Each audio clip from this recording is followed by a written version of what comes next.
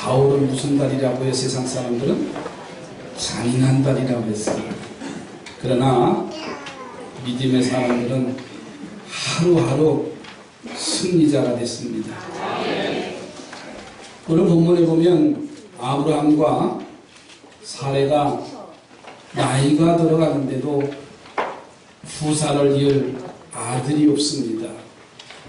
얼마나 마음이 조급한지 하나님은 그 믿는 믿음을 사라에게 자신들이 무언가 해야 할 것 같은 생각이 들어서 자신의 젊은 요정인 하갈을 아브라함에게 주기로 결심을 하고 이 사례가 남편 아브라함에게 제안을 합니다. 내가 아이를 낳지 못하니 내 몸종 하갈을 당신에게 줘도 주겠으니 괜찮습니까? 그런 제안을 하니까 아브라함이 이를 좋게 여기고서는 하갈과 동침을 하고서 하갈이 임신을 하게 됩니다. 그런데 이 사레의 몸종인 하갈이 임신을 하고 나니까는 마음이 바뀌어지기 시작을 했어요. 그의 주인인 사레를 이제 멸시하기 시작을 합니다. 아기를 못 갖는 처지에다가 여종에게 멸시까지 받으니까 사레는 크게 노합니다. 그래서 남편에게 항의를 하니까 남편이 이 부인인 사레에게 당신의 몸종이니까는 당신 마음대로 하십시오. 그래서 사레가 하갈을 학대하기 시작합니다.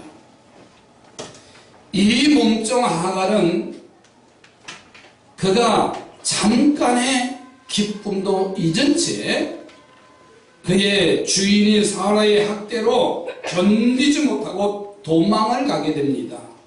광야 술결샘 곁에 앉았는데 그리고 인생의 절망과 희한을 지금 내쉬고 있어요. 그때 하나님의 사자가 하갈을 찾아옵니다. 이 하나님의 사자가 이 하갈, 그 여인에게 이렇게 묻습니다. 하갈아, 네가 어디서 왔으며 어디로 가느냐? 이렇게 물어요. 그래서 많이 듣던 제목이죠. 최준 씨의 여기서 딱 한 거예요. 제목은 인생은 나그네 길 어디서 와 어디로 가느냐. 이미 이름을 알고 묻는 질문이기 때문에 단순히 어디서 왔고 어디로 가느냐고 하는 질문이 아니라 지금 하나님의 사자가 하갈에게 묻는 질문은 뭐냐? 하나님이 옳지 않는 길을 가는 사람에게 자주 물으시는 질문이에요.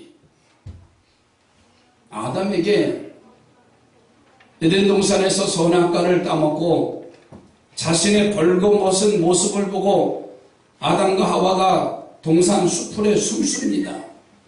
그때 하나님이 아담에게 찾아와서 하신 말씀이 아담아 네가 어디에 있느냐 이렇게 물어요. 또 가인에게 이렇게 묻지요. 네 아우 아벨이 어디 있느냐. 이 질문을 받은 이 하갈은 인생의 전기를 마련하는 질문이었습니다. 오늘 이 아침 우리들에게도 하나님은 이렇게 질문하십니다. 네가 어디서 왔으며 어디로 가느냐. 오늘날 우리 모두에게 묻고 계신 질문입니다. 이 질문에 바로 응답할 줄 아는 우리가 되셔서 우리를 부르신 하나님의 뜻을 이룰 수 있는 성도들이 되어지기를 주님의 이름으로 축복합니다. 인생은 어디서 왔으며 나의 인생은 지금 어디로 가고 있느냐고 하는 이 질문에 답을 할 수 있다고 한다면 그 사람은 인생의 성공자가 되어질 것입니다.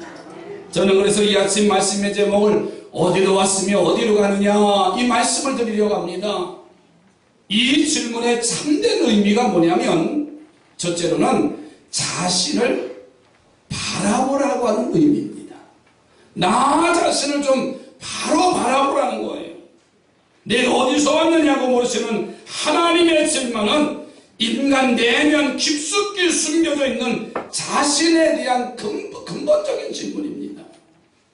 지금 너는 어떻게 해서 무엇 때문에 이 지경에 이르렀느냐? 이것은 하나님의 질문이에요. 하나님이 이 질문을 하신 뜻은 뭐냐? 너를 돌아보아라.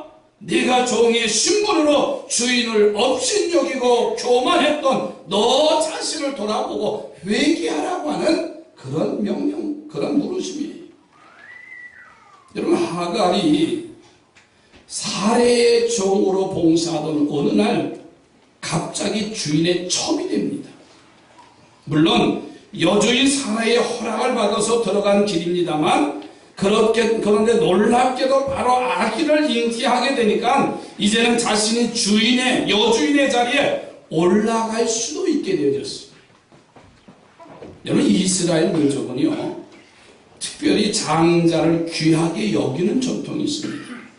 그러니 당연히 장자를 낳는 사람의 권세도 있기 마련이죠. 그러니까 하갈이 이 상황에 판단의 눈이 어두워져서 그래서 주인의 그 사례를 이제 멸시하기 시작했어요. 여러분, 4절 말씀을 볼까요? 아브라함이 하갈과 동침하였더니 하갈이 임신하며 그가 자기의 임신함을 알고 그의 여주인을 뭐 했다고 그랬어요? 멸시했다 그랬어요. 여러분, 그래서는 안 되는 거 아니에요?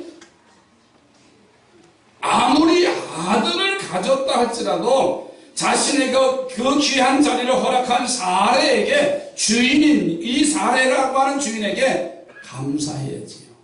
아멘이지요. 그런데 그렇게 하기가 쉽지 않았던 모양입니다. 드러내놓고 주의 사례를 멸시합니다. 아이를 낳지도 못하는 여인. 나는 아브라함의 은총을 받아서 아이를 낳았다. 아이를 잉태했다. 임신했다. 하면서 기세가 등등해요. 여러분, 당시에도 일부 다처제가 허락됐습니다. 지난달에, 이번 달이죠. 2주 전에 케냐 송충석 선교사님 왔다 가셨잖아요. 그때 여성계 헌신 예배 드리면서 우리 사회 오신 집사님이 우리 송충석 선교사님한테 한 가지 부탁을 한다고 했잖아요. 그 부탁은 우리 목사님이 가시면 그렇게 하시면 안 된다고, 그것만은 지켜달라고. 그 얘기가 뭐냐면 이 케냐에는 일부 다처제가 허용되는 나라입니다. 그래서 첫 번째 부인이 있고 그 아래 여러 부인들이 있어요. 저는 궁금했어요. 그러면 한국 사람 같으면 은총을 받은 사람이 아주 기세가 등등한데, 우리 조선 이시 조선 왕족에 보면 그 드라마가 다 그렇잖아요. 그래서 제가 물었어요. 일부 다처제가 되면 어떻게 가정에 평화를 찾아올 수 있느냐? 그랬더니 첫 번째 부인의 권한이 대단하답니다. 첫 번째 부인이 두 번째, 세 번째 부인을 다 거느리고 있다는 거예요. 마치 어머니와 같은 존재라는 겁니다. 그러다 보니까는 가정에 분란이 일어나지 않는 거예요. 둘째건, 셋째건, 넷째건 문제가 생기지 않는 거예요. 그런데 우리나라는 그런 상황, 오늘 본문의 하갈은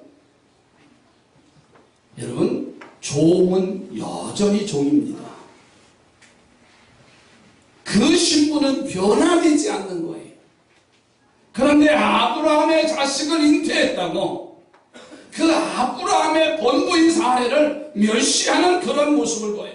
그래서는 안 되지요.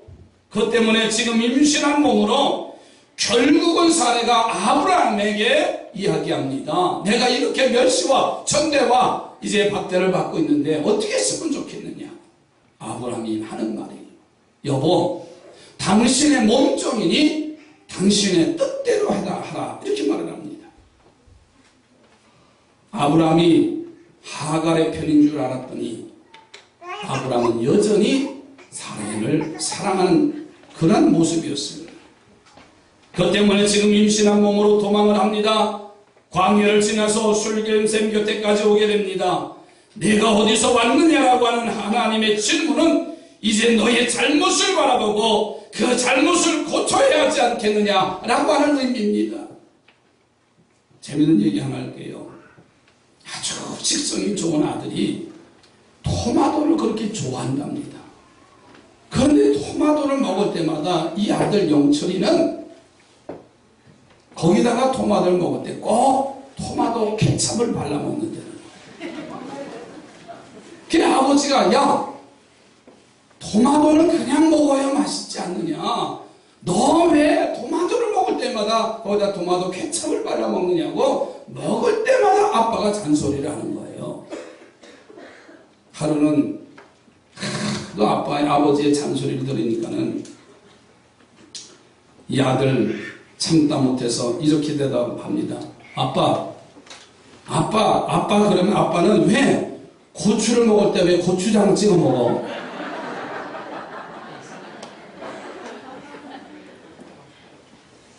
참 재밌는 얘기죠. 우리의 눈이 여러분 남을 잘 보게 돼 있어. 이 눈은요 두 눈으로요 나 자신은 못 봅니다. 상대만 보게 돼 있어. 그러다 보니까는 다른 사람의 잘못은 잘 보는데 나의 잘못은 잘 못 볼 때가 많아요.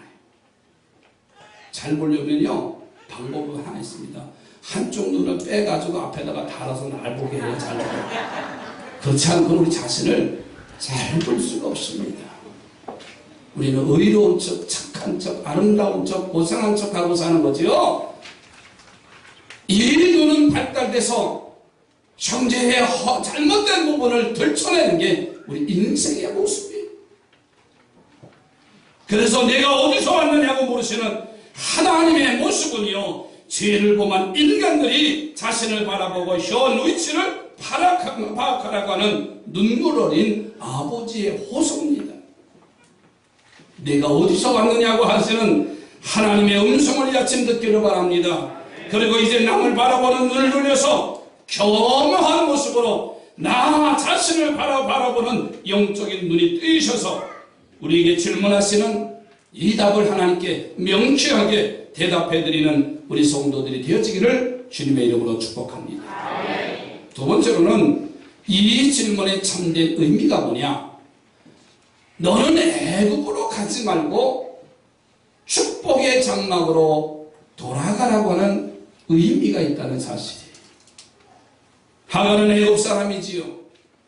그러니 아브라함의 집을 도망쳐 나아갈 곳은 애굽밖에 없다는 사실. 그래서 지금 이 하갈은 애굽을 향해서 가다가 광야의 샘물 곧 술길샘 곁에 섰다는 말이지요. 그런데 하나님의 사자가 나타나서 이 하갈에게 도망가는 하갈에게 묻는 거예요. 여러분 7절 8절 가서 보세요. 여호와의 사자가 광야의 샘물 곧 술김샘 곁에서 그를 만나 이르되 사레의 여종 하갈아, 내가 어디서 왔으며 어디로 가느냐? 그가 이르되 나는 내 여주인 사레를 피하여 도망하나이다. 내가 어디서 왔으며 어디로 가느냐? 내가 자신을 볼 줄 몰라서 감사해야 할 주인 사례를 멸시하며 지금 이 지경이 되었는데 그런데도 가지 말아야 할 애굽으로 가느냐? 이렇게 물으시는 장면입니다. 그리고 그 가는 곳이 애굽의 길이라면 네가 잘못 가고 있다는 경고의 질문이라는 사실. 그리고 그 애굽으로 가지 말고 네 주인 아브라함의 장막으로 돌아가라고 하는 명령이지요. 왜 그러십니까? 하나님은 애굽으로 가는 사람들의 길을 싫어하셔요. 성경의 역사에서 이미 증거하고 계세요. 아브라함이 가나안 땅에 귀근이 오니까는 애굽으로 내려갑니다. 그러나 그곳에서 아내 사레를 바로 왕에게 빼앗길 뻔했잖아요. 너무 아름다우니까는 이 여인이 누구냐 그랬더니 아브라함이 자기 부인이라고 하면 괜찮은데 내 누이입니다. 바로 왕의 흑심이 생겼어. 그러나 그날 밤에 하나님이 바로에게 나타났어요. 그를 책망했습니다. 그래서 그 위기를 넘겼어요. 아들 이삭을 보세요. 기근이 들어서 그랄로 내려가다가 애굽으로 가려고 했다고 그랬어요. 그때 하나님은 이삭에게 애굽으로 내려가지 말라고 명령합니다. 창세기 26장 2절 말씀이 이렇게 말씀합니다. 여호와께서 이삭에게 나타나 이르시되 애굽으로 내려가지 말고 내가 네게 지시하는 땅에 거주하라. 그리고 그렇게 하면 네게 복을 주시겠다고 약속을 합니다. 이삭이 그 약속을 지키자 농사를 짓는데 그해 100배의 결실을 얻었다 그랬어요. 모국에서 양과 소가 때를 이루는 복을 주셨다 그랬어요. 내려가지 말라고 하시고 이삭이 그 말씀을 지켜 내려가지 아니하니까는 흉년이 변하여 풍년의 복을 받게 하시고 이삭이 큰 부자가 되는 역사가 나타났어요. 그런데 지금 하갈의 모습을 보세요. 애굽으로 내려가는 길입니다. 그래서 하나님은 당신의 사자를 보내서 지금 애굽으로 내려가는 하갈의 길을 막고 있어요. 그러면 애굽은 무엇을 상징합니까? 여러분, 애굽은 죄악을 상징합니다. 애굽은 세상을 상징합니다. 그러니 우리들도 죄악의 길로 가고 세상적인 길로 가면 바로 애굽에 내려가는 길이 되어집니다. 사는 성도들이요, 아무리 힘들고 어려워도 세상으로 나가지 않기를 바랍니다. 죄악의 길로 가지 말라는 말이에요. 내가 내 인생이 힘들고 어쩔 수 없는 상황과 조건이라 할지라도요, 우리는 하나님의 성전인 예루살렘으로 올라가시기를 바랍니다. 여리고로 내려가다가 강도 만난 사람에 대한 말씀을 2주 전에 말씀을 드렸어요. 왜 그가 강도를 만났는가를 분명히 말씀했었습니다. 여리고 예루살렘으로 올라가야 할 사람이, 여리고라고 하는 것은 세상이라고 했습니다. 여리고라고 하는 것은 죄악이라고 했습니다. 결국은 강도를 만나게 됩니다. 그런데 그것을 지나가는 제사장과 레위 사람도 그 강도 만난 사람의 모습을 보고 지나갔다고 그랬습니다. 역시 마찬가지입니다. 오늘 우리는 항상 예루살렘 성전이 하나님이 함께 하시는 하나님의 성전으로 오는 자는 살게 될 줄로 믿습니다. 사마리아 사람이 강도 만난 사람을 치유했다고 했습니다. 그 이유는 뭐라고 말씀했습니까? 제가 그는 버림받은 사람이고 혼혈이고 멸시받은 사람이고 예루살렘에 갈 수 없는 사람이에요. 그러나 그들은 항상 하나님이 예배하는 곳 예루살렘 성전을 사모했어. 그곳에 가면 하나님을 만날 수 있는데, 그곳에 가면 온전히 예배할 수 있는데 그 마음이 사무쳐서 제사장도 레위 사람도 지나가지만은 이 사마리아 사람은 그 강도 만난 사람을 치료해 줍니다. 도움의 사람이 되어진다 그 말이에요. 도움의 사람이 되어지니까 오늘날까지도 선한 사마리아인이라고 하는 칭함을 받는 인생의 아름다운 모습이 됐잖아요. 여러분, 어려워도요, 힘들어도요, 항상 하나님의 축복의 장막으로 올라가는 자가 되어지기를 주의 이름으로 부탁을 드립니다. 설교가 유난히 길어서 성도들의 원성을 사는 목사님이 계셨대요. 제 설교는 그렇게 길지 않죠? 긴가 봐요. 어느 주일에 성가대가 찬양을 하는데 그날따라 너무 은혜스럽게 찬양을 해서 목사님 자체도 감동을 받고 다 강대성에 서서 이렇게 말했대요. 성도 여러분, 오늘 찬양의 은혜를 받으셨지요? 아멘 하더래요. 그래서 찬양의 은혜 받았으니까 설교 안 해도 되지요? 그랬더니 아멘! 더 크게 소리 나더라고요. 아무리 설교가 길어도요, 설교가 없으면 예배는 아닙니다. 설교 없는 예배는 애국으로 내려가는 길이 될 수밖에 없어요. 찰스 콜린이라는 거는 유명한 사람이 있습니다. 이 사람이 누구냐면 미국 닉슨 대통령의 보좌관이었어요. 세상에 권력을 쥐었던 사람입니다. 그의 머리가 얼마나 비상한지 천재라고 했어요.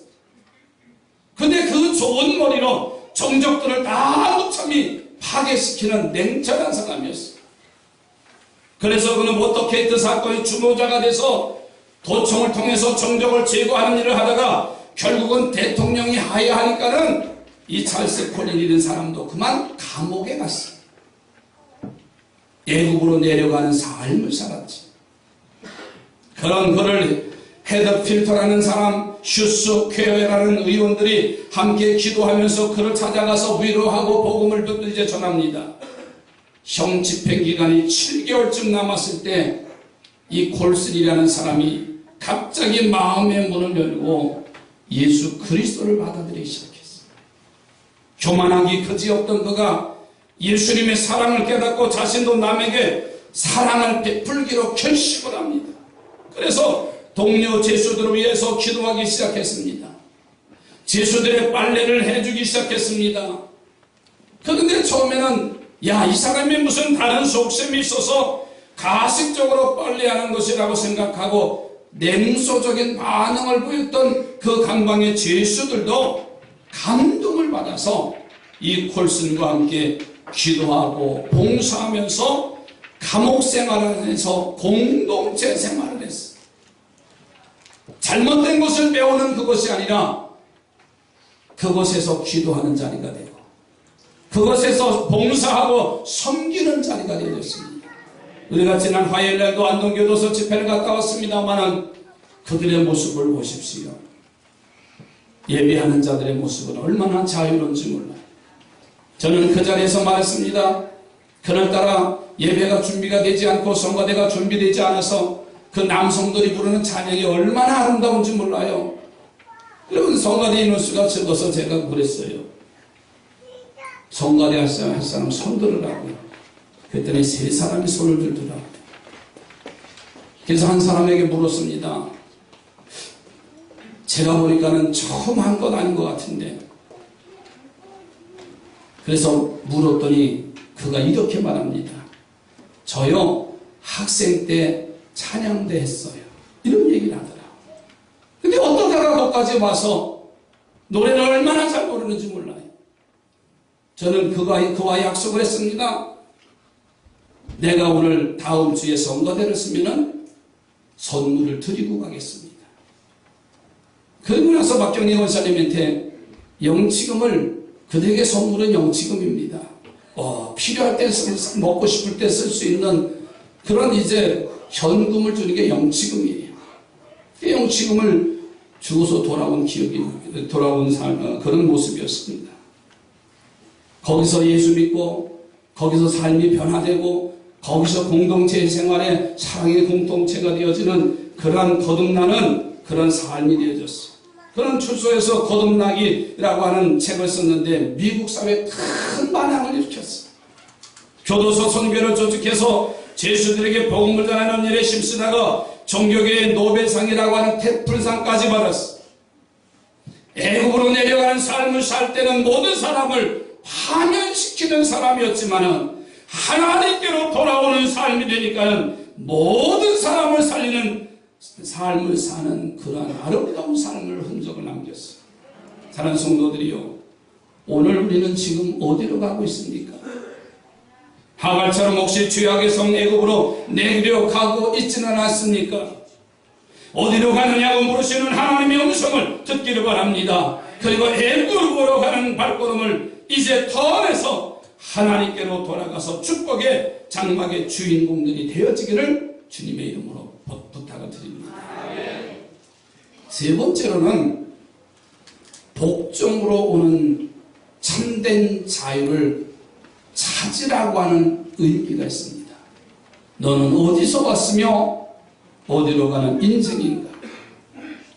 하갈에게 질문한 거 아니에요. 어디서 왔느냐? 너 지금 어디로 가느냐? 그러자 하갈이 대답합니다.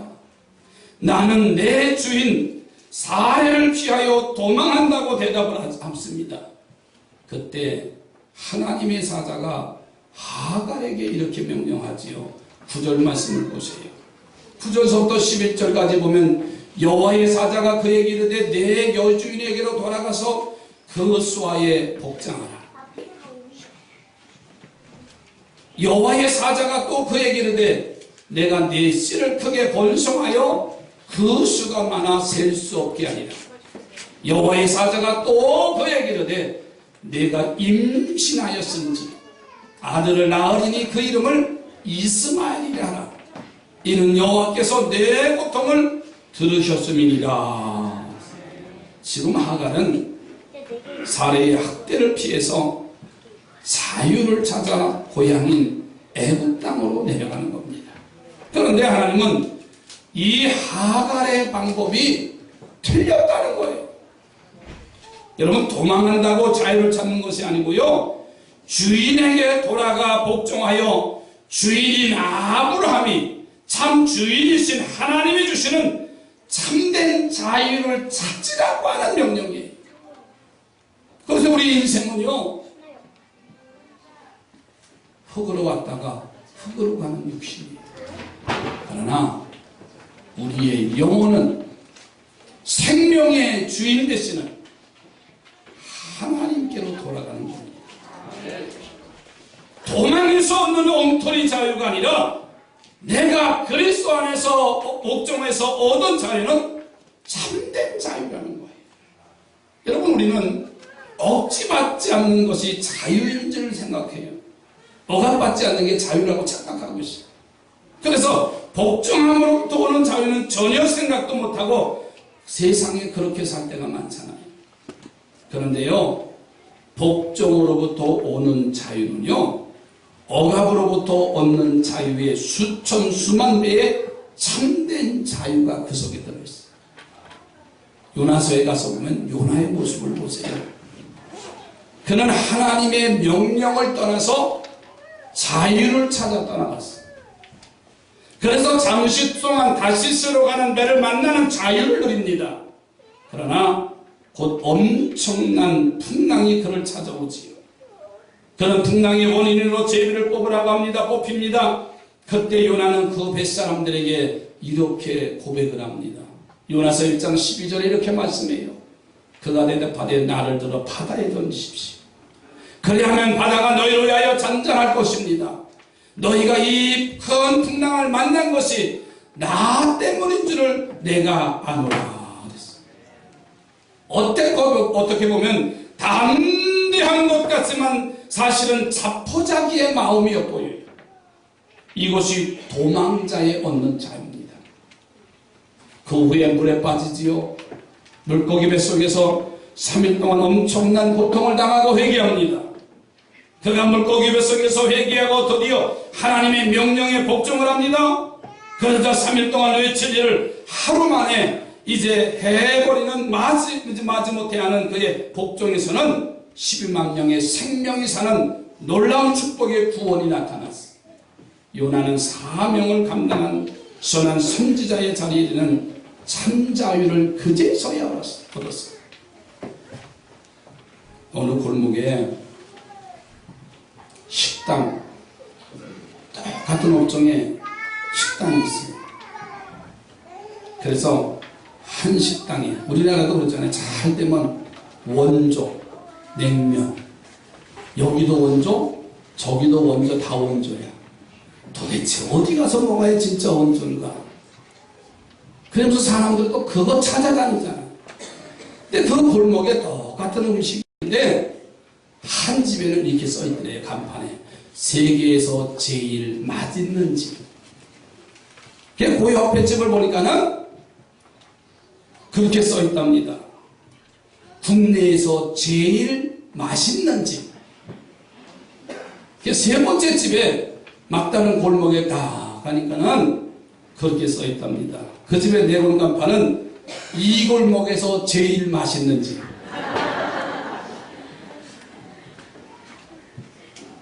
국내나 세계로 나가는 곳에 길이 있는 것이 아니라 바로 골목 안에 들어오는 곳에 길이 있다는 말씀이에요.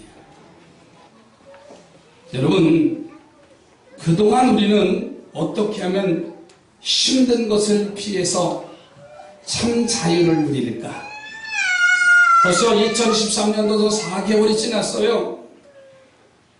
2012년도에 2013년도 임원을 세우고 일꾼을 세우고 귀한 직분을 주는데 힘들다고 목사님 2013년도 한 해는 나는 좀 내려놓겠습니다. 이거 좀 쉬면 안 돼요?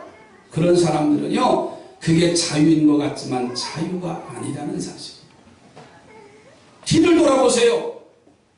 얼마나 그 사명을 가지고 얼마나 그 믿음을 잘 지키고 있습니까? 아닙니다. 내게 주신 일이 힘들고 어려워도요, 이 사명을 붙잡고 나가는 사람은요, 내 믿음이 자라고 있습니다. 그 안에서 복종함으로 참된 자유를 지금 우리는 누리고 있다는 사실을 여러분 기억하시기 바랍니다. 잠깐 편해서 좋지만은요, 여러분 믿음이 떨어지는 겁니다. 마음이 가책이 오는 겁니다. 오히려 요나처럼 환난을 태산같이 맞는 일이 오지 않나요? 그러나 힘들어도 하나님의 명령에 복종하고 순종하십시오. 옆에 분하고 힘들어도 하나님의 명령에 복종하고 순종하시기 바랍니다. 그것이 영적인 사명을 감당하는 일이에요. 하늘의 상급과 면류관을 쌓는 길입니다. 하나님의 축복을 이끌어내는 길이고요, 나로 인해서 하나님의 나라가 이 땅에 확장되는 일석삼조의 길입니다. 그 길을 걸어가시기 바랍니다. 그래서 하나님은 하갈에게 한 말씀이 뭐예요?